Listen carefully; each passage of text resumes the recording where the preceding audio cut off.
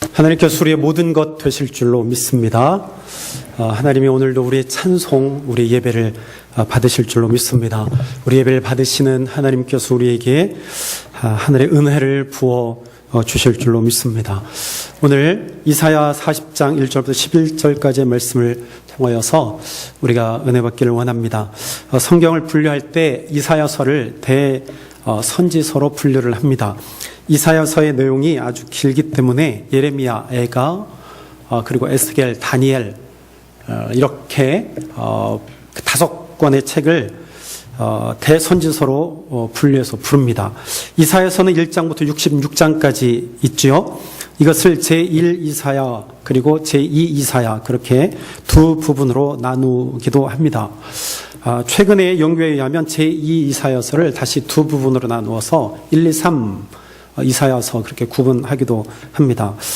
왜 이렇게 구분을 하게 되었는가 하면 그 시대적 배경이 다르기 때문입니다. 제1 이사야서는 1장부터 39장까지인데 이것은 그 유대의 포로기 이전, 그러니까 북이스라엘이 722년에 망했는데 그 망하기 약 20년 전부터 680년 사이에 상황들을 상황들에 대해서 말씀을 하고 있습니다. 제2 이사야서는 40장부터 66장까지 그렇게 되어져 있는데 이것은 포로기 이후의 상황을 배경으로 하고 있습니다. 그러니까 587년, 기원전 587년 이후의 상황들을 배경으로 하고 있습니다. 시대적 배경이 다르다고 해서 이사야가 전하고자 했던 말씀이 바뀐 것은 아니에요. 달라지지 않았습니다.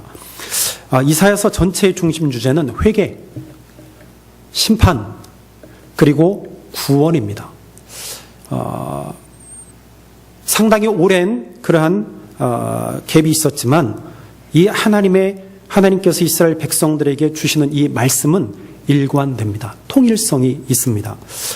이사야는 이 하나님의 말씀을 받은 그 말씀 그대로 이스라엘 백성들에게 선포했습니다. 오늘 우리가 읽은 오늘 본문 이사야서 40장 1절부터 11절은 제2 이사야서에 속하는 부분이죠. 제2 이사야를 기록하면서 가장 첫 장이 바로 오늘 40장의 내용입니다. 이 제2 이사야의 저자가 활동한 시기는 예루살렘이 바벨론에 의해서 함락된 그 기원전 587년 이후부터 바벨론이 멸망한 기원전 538년 사이에 활동했던 예언자입니다.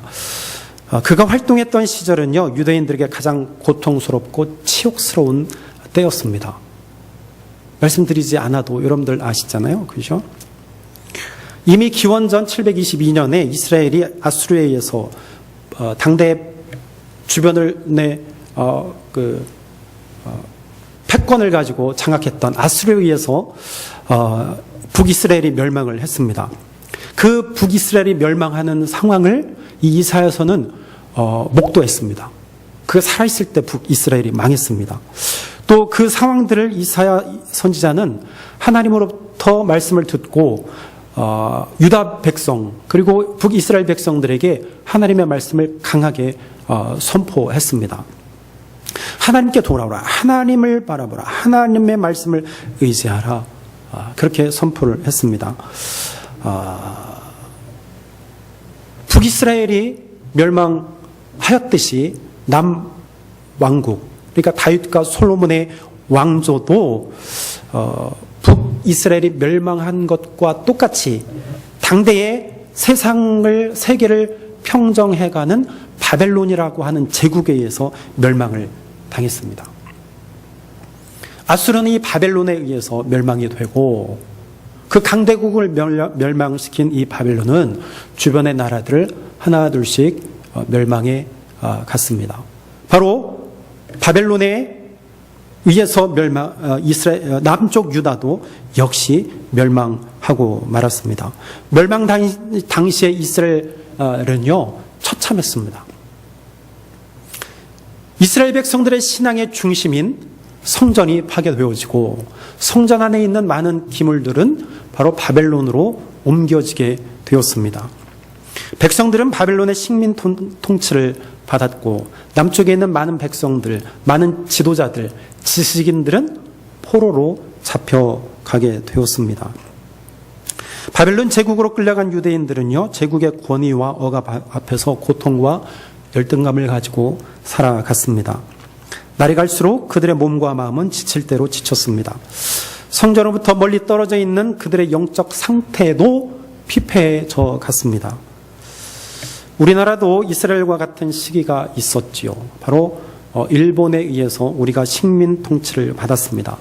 남성들은 전쟁에 끌려가서 그 전쟁의 포화 속에서 많은 사람들이 희생을 당했습니다. 그뿐입니까? 젊은 여성들은 군대 위안부로 끌려가서 이루 말할 수 없는 수모와 고통을 겪었습니다. 공포 속에서 처절한 삶을 살았던 것이죠. 이러한 처참한 상황 가운데서 하나님은 이사야 선지자에게 말씀하셨습니다. 너희는 위로하라. 내 백성을 위로하라. 나의 백성을 위로하라. 이렇게 말씀하셨습니다. 고향으로 돌아가게 될 그 어떠한 조짐도 보이지 않아서 절망하고 낙심하며 살아가는 하나님의 백성들을 위로하라고 하나님께서 말씀하셨습니다.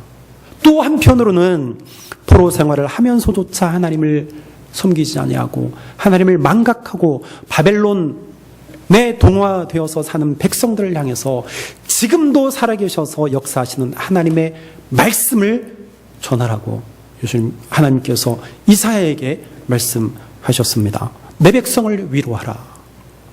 여러분, 하나님은 위로하시는 분입니다. 하나님은 위로의 하나님이십니다. 비록 백성들의 죄 때문에 바벨론을 통해서 하나님께서 그들에게 징계를 베푸셨지만 하나님은 그의 백성을 영원히 그곳에 두시지 아니하고 그들을 위로하고 계시다는 것입니다. 즉 이것은 하나님이 그들의 삶 속에 함께 하셨다라는 의미예요. 그들 속에 함께 하시면서 그들의 고통을 보시고 들으시고 그들을 위로하기를 원하셨습니다. 이것은요, 이스라엘 백성들에게 희망이었고 말씀을 다잡을 수 있는 강력한 말씀이 되었습니다. 여러분, 우리는 위로하시는 하나님의 음성을 듣고 또 우리는 서로 위로해야 합니다. 하나님은 위로의 하나님이십니다. 하나님은 위로하시는 하나님입니다. 우리의 고통과 우리의 절망과 우리의 낙심 가운데 오셔서 우리를 위로하시는 분이세요. 하나님은 위로하십니다. 우리 서로 인사할까요? 하나님은 위로하시는 분입니다. 위로. 날 아끼시고 날 위로하시는 분이에요. 괜찮아. 잘 될 거야. 잘 되어져 가고 있습니다. 우리가 하나님을 의지하면 우리는 잘 되어져 가고 있습니다. 하나님 안에서 우리는 잘 되어져 갑니다. 힘을 내십시오. 우리 위로하시는 하나님을 바라보고 힘을 내시길 바랍니다. 힘들고 어려운 이 시대에 하나님이 위로하시는 그 은혜 가운데 항상 머무는 여러분들이 되기를 주의 이름으로 축원합니다. 하나님은 이사야 선지자에게 백성을 위로하라 말씀하셨는데 그 위로하는 근거가 무엇이냐? 오늘 본문 2절에서 말씀하고 있습니다. 먼저 노역의 때가 끝났다고 말씀합니다. 노역. 이것은 하나님의 징계로 인한 바벨론의 포로 생활의 고생이 포로 가운데 끌려가서 하는 그 고생, 그것이 이제는 하나님의 시간, 하나님의 분량대로 이제는 충분히 그들이 다 받았다는 것을 뜻합니다. 이제는 끝이라는 거예요. 고생이 끝이라는 거예요. 너희의 수고와 너희의 고통과 너희의 고난이 이제는 끝났다라고 말씀하시는 것입니다. 그것 때문에 위로가 된다는 거예요. 두 번째는요, 죄악이 사함을 받았다는 거예요. 모든 죄가 사함받았다. 그것 때문에 위로가 되는 것입니다. 하나님은 이스라엘 백성들을 향해서 내 백성이여 들으라, 내 백성들아 내 말을 들으라 하셨지요. 그러나 그들은요, 하나님의 말씀을 듣지 않고 듣는 채 했습니다. 하나님은 다른 신들을 섬기지 말고 내 말을 듣고 나를 의지하고 내 말에 순종하라 하셨습니다. 그러나 하나님의 선민 백성 이스라엘은 하나님의 말씀에 불순종해서 다른 신을 섬겼고 다른 우상을 만들어 그곳에 절을 했습니다. 그래도 하나님은요, 그들을 아끼시고 사랑하셔서 선지자들을 계속 보내십니다. 예레미야도 보내시고 학개도 보내셔서 돌아오라, 돌아오라, 내가 기다리니 나에게 돌아오라, 너희들이 섬기던 그 우상을 버리고 나에게 돌아오라. 하나님은 거듭 말씀하시면서 이스라엘 백성들에게 기회를 주셨습니다. 그러나 그들은요, 끝끝내 하나님을 의지하지 아니하고 저버렸습니다. 하나님을 등지고 사는 것이 불순종의 죄가 되었습니다.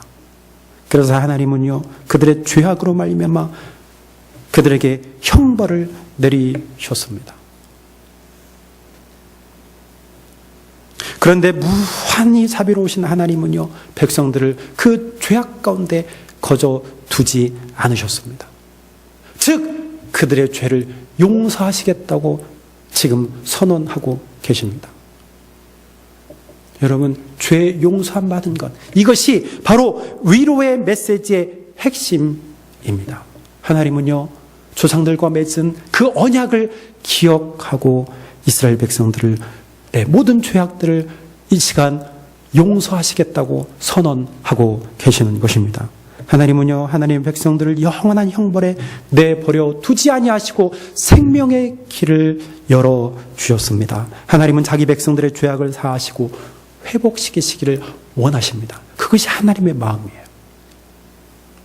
우리를 영원한 형벌에 두려고 하시는 것이 하나님의 뜻이 아니요, 우리의 죄를 용서하시고 우리를 회복시키셔서 생명을 얻게 하시는 것이 바로 하나님의 뜻이라는 것입니다.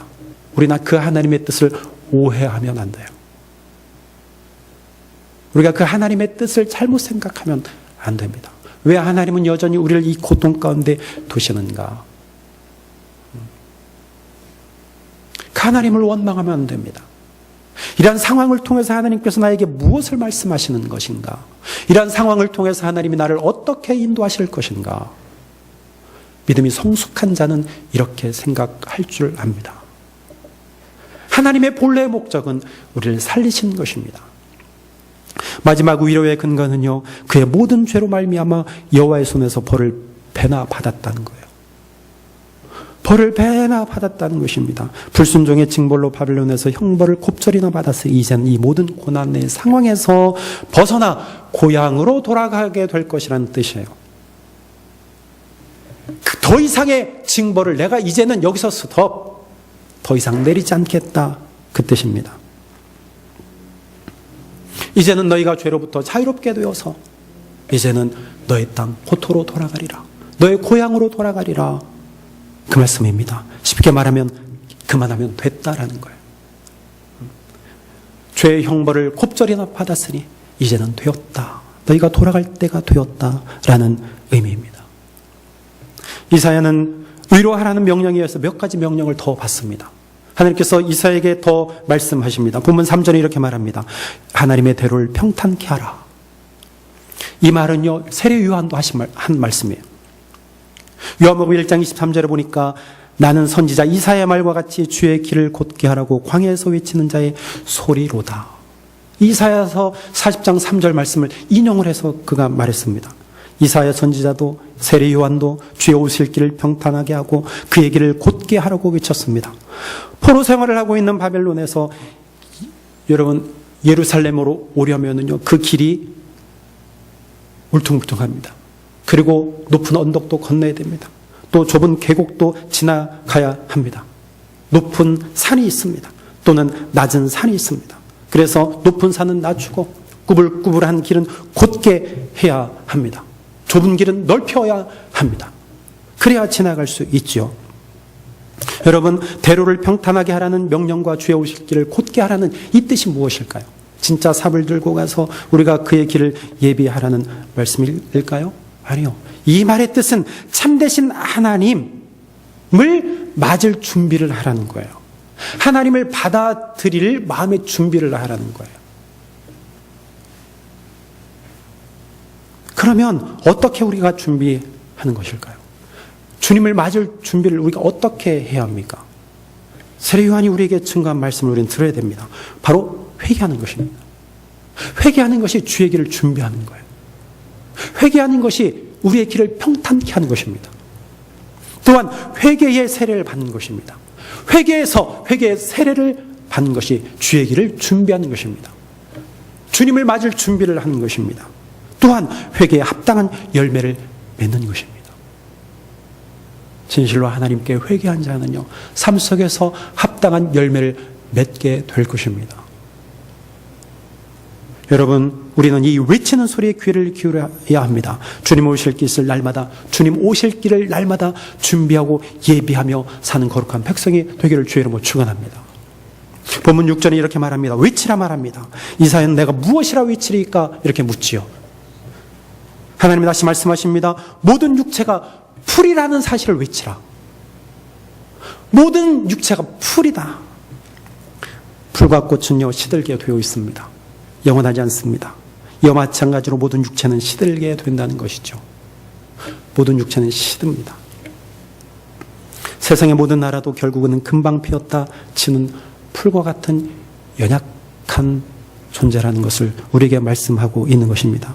바벨론은 세상으로부터 모든 영광을 받는다 할지라도 결국에는 소멸될 것이라는 뜻이에요.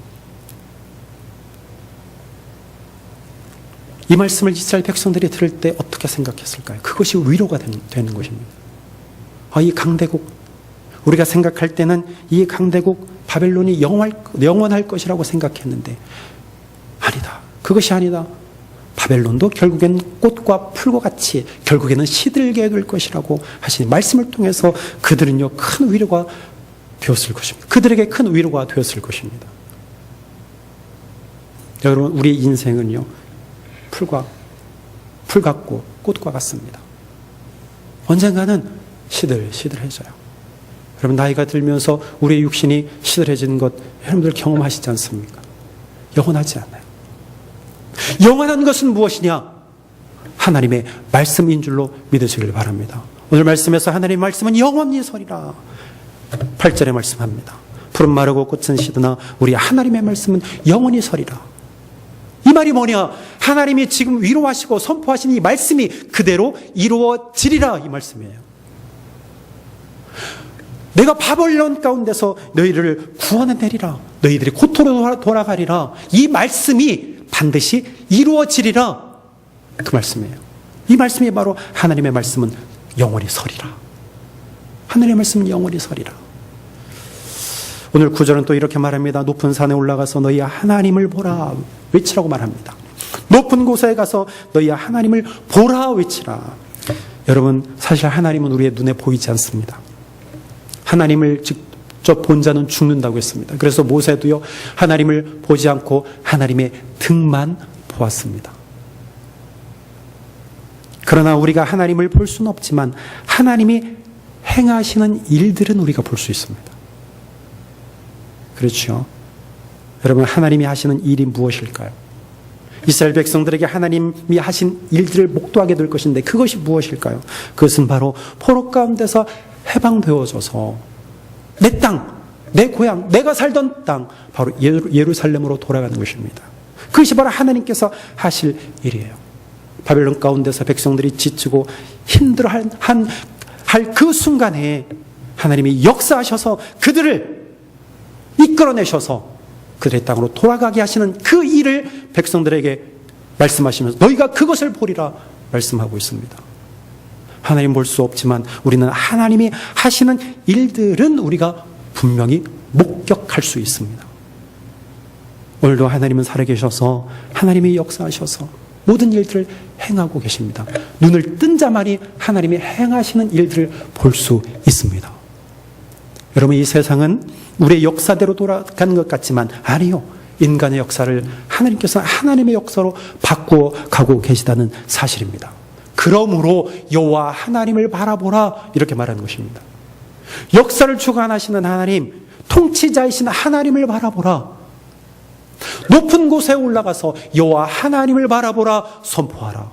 여러분, 여호와 하나님만 바라보고 여호와 하나님만 의지하게 되기를 주의 이름으로 축원합니다. 여러분, 하나님은 이사야 선지자에게 내 백성을 위로하라, 하나님의 대로를 평탄하게 하라, 외치라, 그리고 마지막에 너희 하나님을 바라보라,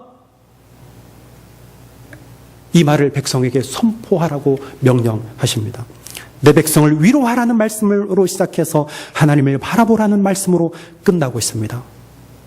참된 위로는 결국 하나님으로부터 온다는 사실을 우리에게 가르쳐 주고 있습니다. 내 백성을 위로하라. 위로하시는 하나님을 바라보라. 여러분, 오늘도 우리를 위로하시는 하나님 아버지를 바라보게 되기를 주의 이름으로 축원합니다. 오늘 본문 10절, 11절은요, 하나님께서 백성들을 위로하시기 위해서 어떻게 하실 것인가에 대해서 말씀하고 있습니다. 오늘 본문 10절은 이렇게 말합니다. 보라, 주 여호와께서 장차 강한 자로 임하실 것이요 친히 그의 팔로 다스리실 것이다. 하나님 이스라엘 백성들을 건지시기 위해서, 구원하시기 위해서 이제는 강한 자로 임하시겠다고 말씀하십니다. 그의 팔로 다스리시기 위해서 임하실 것이라고 말씀하십니다. 하나님은 강한 능력과 권능의 팔로 바벨론 가운데서 그의 백성들을 구원하신다는 뜻이죠. 이스라엘 백성들은 바벨론의 포로 가운데서 늘 불안하고 고통에 시달렸습니다. 바벨론은 영원히 강한 나라가 될 것이라고 생각하며 이스라엘 백성들이 그곳에서 살았습니다. 그러나 이사야 선지자는요, 절대 그렇지 않다고 우리에게 말합니다. 절대 그들이 강하지 않다.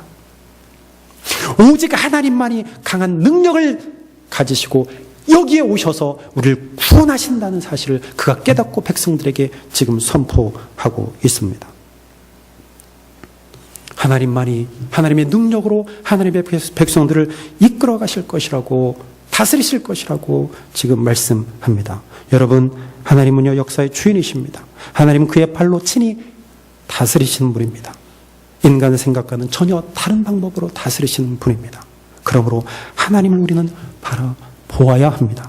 본문 11절은 또 이렇게 말합니다. 그는 목자같이 양떼를 먹이시며 어린 양을 그 팔로 모아 품에 안으시며 젖먹이는 암컷들 온순히 인도하시리라 말합니다. 하나님은 강한 자로 임하셔서 그의 팔로 구원하시고 난 이후에 목자가 되셔서 자기의 백성들을 팔로 안으시고 품에 안아주시고 바르게 인도하신다고 말씀합니다. 이것이 하나님의 은혜입니다. 하나님을 바라보는 자는 이러한 은혜 가운데 살게 될 것입니다. 여러분, 우리에게 가장 큰 위로가 무엇일까요? 강한 자로 임하신 분이 누구일까요? 양들을 알고 있는 선한 목자가 누구일까요? 그분은 바로 예수 그리스도이십니다.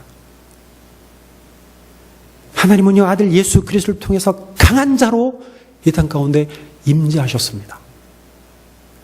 하나님은 예수님을 통해서 강한 힘을 가지고, 강한 능력을 가지고 이 땅 가운데 임하셨어요.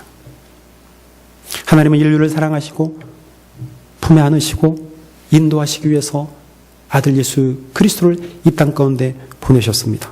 이 땅에 오신 예수님은요, 우리가 받아야 할 노역을 대신 감당하셨습니다. 우리의 죄를 위해서 예수님께서 대신 지셨습니다. 우리의 죄를 예수님께서 대신 뒤집어 쓰신 거예요. 우리가 받아야 할 형벌을 예수님께서 대신 받으셨습니다. 예수님이 십자가 위에서 죽으심으로 이 모든 일들을 감당하셨습니다. 그리고 예수님은 우리를 의롭게 하시기 위해서 죽음과 사망의 권세를 이기시고 부활하셨습니다. 이 사실을 믿는 자는 죄와 죽음으로부터 해방이 됩니다. 즉 새 생명을 얻는다는 뜻입니다. 여러분, 위로자 되시는 예수님을 구주로 고백하십니까? 예수님 목자요, 그리고 예수님을 믿음으로 구원받은 자는 양입니다. 예수님은 강한 손으로 그의 양들을 보호하시는 분입니다. 그러므로 양들은 목자이신 예수 그리스도를 바라보고 날마다 그분을 따라가야 합니다. 예수님이 우리의 위로자이십니다. 여러분, 우리는 지금 바벨론과 같은 세상에서 살아가고 있습니다. 세상의 정치와 사회 시스템과 경제 체제 속에 우리는 살아갑니다. 우리는 여기에서 벗어날 수 없습니다. 이런 세상에서 신앙을 가지고 산다는 것이 그리 녹록지 않습니다. 많은 유혹이 있습니다. 갈등을 안고 살아갑니다. 가장 큰 문제는 이러한 상황들, 즉 세상의 상황들이요, 우리의 영혼을 피폐하게 한다는 것입니다. 물질에 얽매여 살지 않으려고 하지만 현실은 그것을 허락하지 않습니다. 그리스도인들과 소통하며 살고 싶지만 현실은 그것도 허락하지 않아요. 우리끼리만 살지 못하게 합니다. 물론 우리끼리만 살아서도 안 돼요. 때로는 우리보다 더 착한 사람과도 삽니다. 예수 믿지 않아도. 때로는 우리와 비슷한 사람하고도 더불어서 살아야 됩니다. 때로는 우리보다 더 악한 자들, 마음에 음흉한 생각을 품고 있는 자들과 함께 더불어 살아갑니다. 그것이 현실이에요. 우리는 그렇게 살기 싫다고 해서 그렇게 살 수 없습니다. 주의 평화와 기쁨 가운데 살고 싶지만 그건 역시도 쉽지 않습니다. 세상 곳곳에서 평화가 깨지고 아파하며 고통하며 신음하는 소리들이 들려옵니다. 이러한 상황들을 접하면서 우리에게 두려움이 쌓입니다. 우리 마음 가운데 두려움이 쌓입니다. 우리의 믿음이 때로는 흔들리기도 합니다. 그러나 본문은 오늘의 현실을 살아가는 그리스도인들에게 분명하고 단호하게 말합니다. 너희의 하나님을 바라보라. 너희 하나님을 바라보라고 지금 우리에게 선포합니다. 여러분, 하나님을 바라보면서 길을 예비하고 평탄하게 하며 길을 곧게 하며 살게 되기를 바랍니다. 불순종이 아니라 순종으로 살아가게 되기를 바랍니다. 세상에 치우쳐 사는 것이 아니라 믿음으로 살아가게 되기를 주의 이름으로 축원합니다. 바벨론과 같은 세상에서 우리를 건지시기 위해서 강한 손과 팔로 다스리기 위해서, 그리고 당신의 백성들을 다시 품에 모으시기 위해서 다시 오실 예수 그리스도를 기다리며 살게 되기를 주의 이름으로 축원합니다. 낙심하지 마십시오. 절망하지 마십시오. 두려워하지 마십시오. 예수님은 약속하신 대로 반드시 이 땅 가운데 오실 것입니다. 주의 성도들에게 완성된 생명을 주시기 위해서 다시 이 땅 가운데 오실 것입니다. 여러분, 오직 예수님만이 우리의 참된 위로자가 되십니다. 기도하겠습니다.